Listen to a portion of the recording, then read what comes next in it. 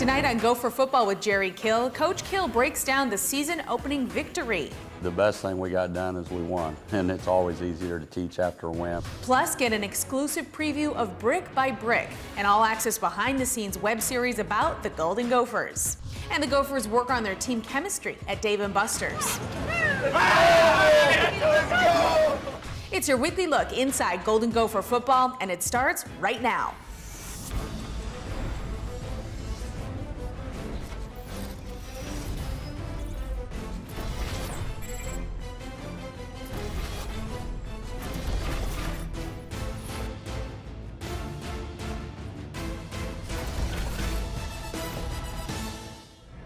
Welcome to another season of Gopher Football with Jerry Kill. It's your weekly look inside the Golden Gopher football program, and I'm your host, Natalie Nias.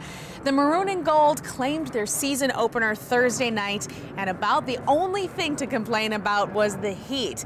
But maybe we can credit that to the Gophers because they were on fire. They scored 51 points, setting a new record for scoring at TCF Bank Stadium, and beat the University of Las Vegas for a second season in a row.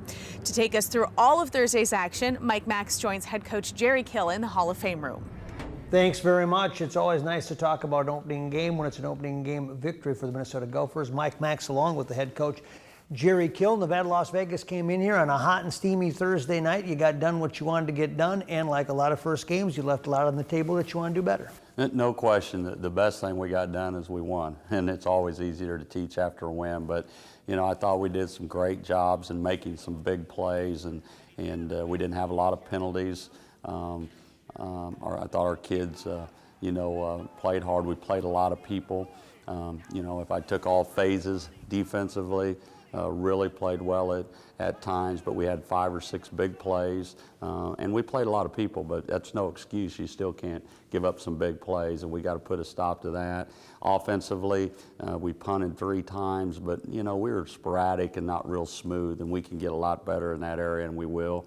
And then special teams, you take out an extra point, and special teams were special. I mean, we really played well in that area, certainly the coverage teams and block teams. So a lot of good, athletic skill-wise, we moved around pretty good.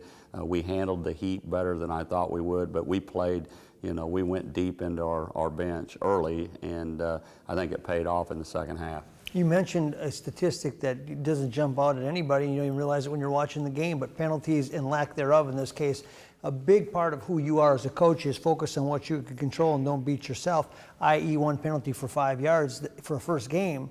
That's off the charts. It was great, and we didn't have substitution issues. We'd worked so hard in camp. I said, if we just do the little things, the only disappointing thing is when Philip hit the fullback on the goal line and went down, and that cost us 4 points. And we can't do that, some of those things. But as far as execution of getting people in and out of the game, it's certainly as many subs as there were, and lack of penalties for a first game. That's a big positive note. You said Philip Nelson. Of course, everybody looks at the quarterback, that Q position. We saw him last year. Everybody wants to see the growth, especially to his sophomore year. He ran the football a lot. By design, or is that just something he offers you, or what was that? It's what the defense did to us. They stacked up in there inside, and we were running option football, and they jumped down on the dive, and they're playing cover 1, and when you play cover 1, there's nobody to take the quarterback, and we probably should have done more of it, but it's one of those things. We took what they gave us, and I thought Philip did a good job. I think we can make some plays for him at receiver a little bit more than he could have made a couple throws. But overall, going into the first game, again, we won the game. That's the most important thing. But we got to continue to make progress as an offense. I don't think there's any question about that. And I think we got to get the right people on the field. We got some good athletes that are still learning positions right now.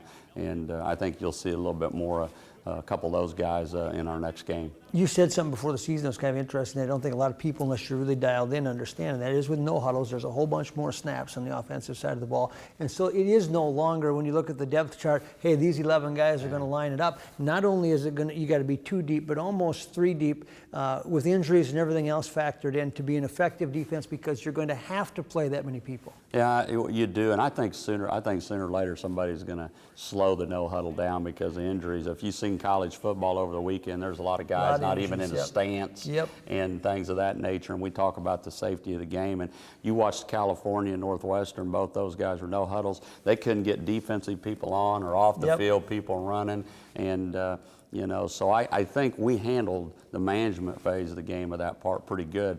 But again, you got to have your seconds, and you don't have seconds. You got to have all your players ready to play. When we return, Mike Max will join Coach Kill in the film room to break down the Golden Gophers. We're zone blocking up front, and we're letting the end go, and we're reading the end. If the end squares up and squeezes, Phillip's going to pull the ball. And still to come, an exclusive preview of Brick by Brick, an all-access behind-the-scenes web series about the Golden Gophers.